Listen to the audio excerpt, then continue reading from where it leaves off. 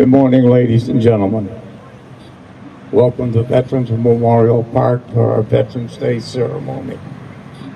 At this time, I'd like to call on the chaplain to do the opening prayer.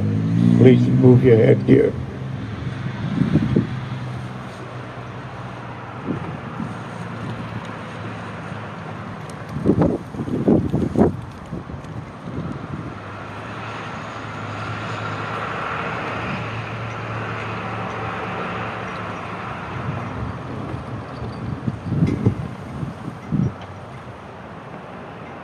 O Lord, host our bless and protect our American Legion and all our American Legionnaires in their crusade to defend the ideas of the human freedom. Bless them all as veterans and the thousands of martyred men who laid their lives on the battlefield of the world. Grant that we remember the valor of our comrades. May prove ourselves mindful and worthy of their blood, which is the price of our freedom. Worthy of their blood, which fruit of violence, tolerance, and sacrifice. To those who have made the supreme sacrifice, grant eternal rest to their reverent families. Grant comfort and strength to our sick and wounded. Restore the health of our president and all lawful authorities over us. Give your wisdom and guidance to our national commander, the officers and members of the American Legion, in the spirit of sacrifice service. To each of us, to our fellow citizens, scene of dedication and preservation to you and our beloved country, that we may honor our enemies and keep her a bulwark of freedom, justice, a beacon of love and hope, praising the darkness to light, the war to the world of peace. Amen.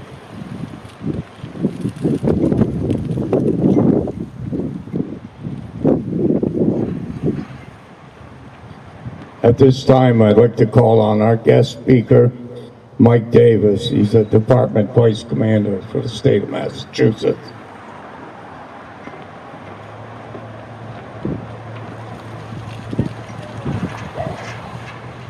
Thank you, Walter. Orange Post 172, District 2, American Legion, distinguished guests, and all in attendance. Over 70 years ago, President Franklin Delano Roosevelt, signed what many historians consider the greatest social legislation ever passed by the U.S. Congress.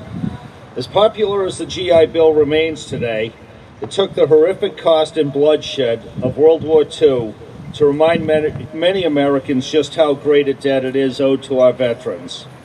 In 1932, thousands of World War I veterans camped out in Washington, D.C. to petition their government for bonuses that they felt were owed. Their campsite was forcibly overrun by the U.S. Army, and at least 2 veterans were killed by police. President Roosevelt told the American Legion National Convention in 1933 that, quote, "No person, because he wore a uniform, must thereafter be placed in a special class of beneficiaries over and above citizens." While Roosevelt would later prove himself to be a great wartime commander-in-chief, what he and others failed to realize at the time is that veterans were not asking to be part of a special class. They just wanted a shot at the American dream they fought so hard to defend. Most Americans profess to truly love our veterans, especially at gatherings like this on Veterans Day. And while their feelings are usually sincere, it is important to remember that veterans are defending us 365 days a year. The heroism that has been demonstrated time and again by veterans from the American Revolution to the current global war on terrorism is sometimes unnoticed by those of us who enjoy the security that their sacrifice has provided. Army Staff Sergeant Clinton Romesha has seen war at its very worst. While serving at Combat Outpost Keaton in Afghanistan, he and his comrades awakened to an attack by an estimated 300 enemy fighters on October 3rd, 2009. According to his Medal of Honor citation, Staff Sergeant Romesha took out an enemy machine gun team and engaged in taking out a second, when he received shrapnel wounds from a rocket-propelled grenade, and he continued to fight on. He killed at least 3 other Taliban fighters and directed air support to destroy 30 other enemy fighters.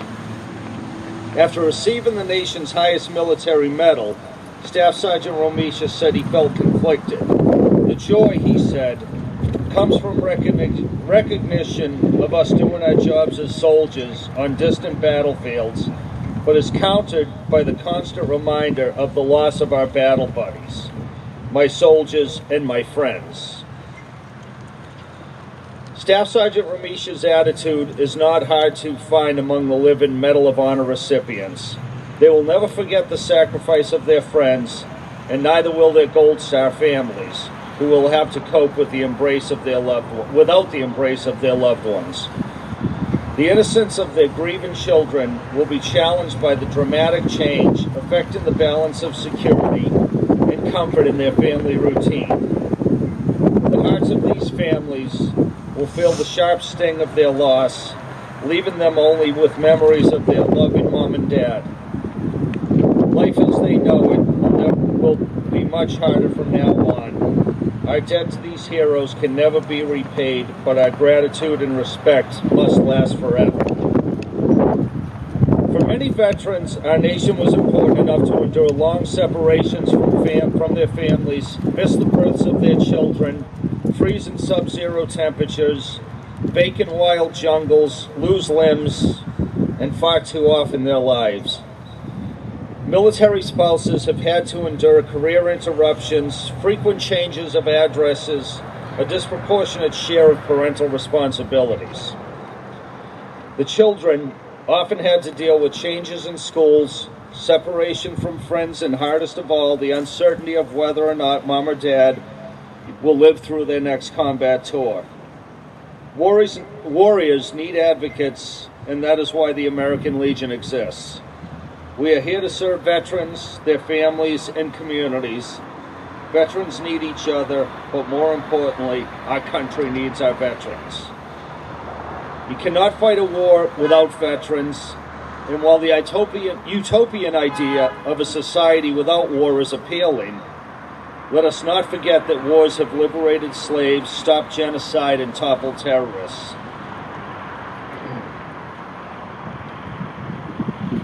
Stephen Ambrose once wrote, "America's wars have been like rungs on a ladder which it rose to greatness.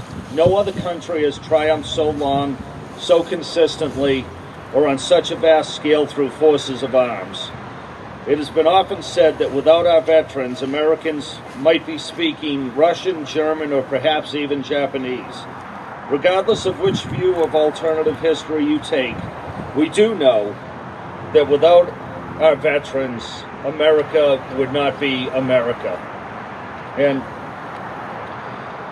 as we look at the Middle East today, we know that there is a large, dangerous and committed group of fanatics that want us dead. And while ISIS, Al-Qaeda, and other terrorists may lack the conventional weapons of a Nazi Germany or Imperial Japan, they are every bit as evil as in their intentions. Those who defend us from our enemies must be supported, whether their service was in Baghdad or Beirut. We need to serve our veterans as well as they serve us, even when the guns have temporarily stopped firing. The American Legion shows its support for America's heroes through its Family Support Network, Legacy Scholarship Fund, Temporary Financial Assistance, and National Emergency Fund, just to name a few of our programs. Veterans don't ask for much. They don't want to be a special class. You can show your support for these great men and women by hiring a veteran in your workplace, visiting a VA hospital, or donating to veterans programs. Companies should understand that it's smart business to hire veterans, and when members of the Guard and Reserve deploy, it is America's business to ensure their civilian careers do not suffer. Sadly, homelessness is another issue that affects veterans disproportionately. Too often today's tattered citizen of the street was yesterday's toast of the town in a crisp uniform. We can do better, and we must do better. The pride is on display on every obituary in the country where military service, regardless of how many decades have passed and subsequent achievements reached, is mentioned with the death notice of nearly every deceased veteran. Fewer than 10% of Americans can claim the title veteran. Far less than 1% of our population is currently defending us in the global war on terrorism. And yet many seem intent on trying to balance the federal budget by diminishing the quality of life programs designed for the families who have already disproportionately made these sacrifices. Veterans have given us freedom, security, and the greatest nation on earth. It is impossible to put a price on that. We must remember them, and we must appreciate them. God bless you all for being here. God bless our veterans, and God bless this great United States of America. And District 2 and Walter White, Post 172, thank you for having me. Thank you, Walter. Always a pleasure to be here.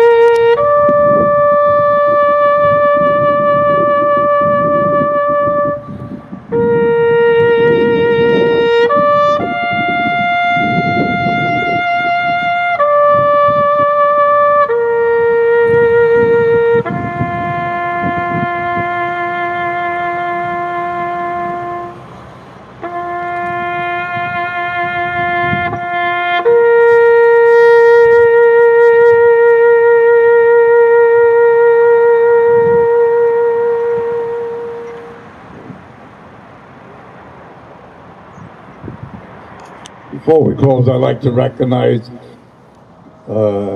selectmen for the town of Orange, select lady. I'm not even going to try to pronounce her last name, Kathy.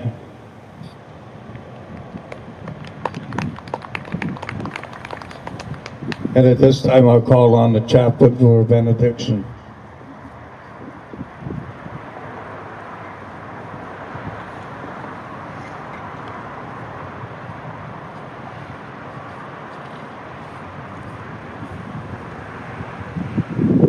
Gracious unto us,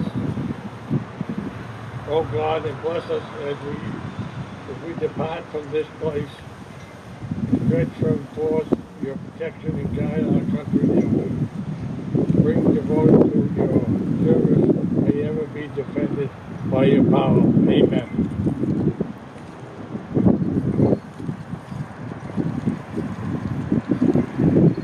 Again, we'd like to thank Mike Davis for coming up and being our guest speaker.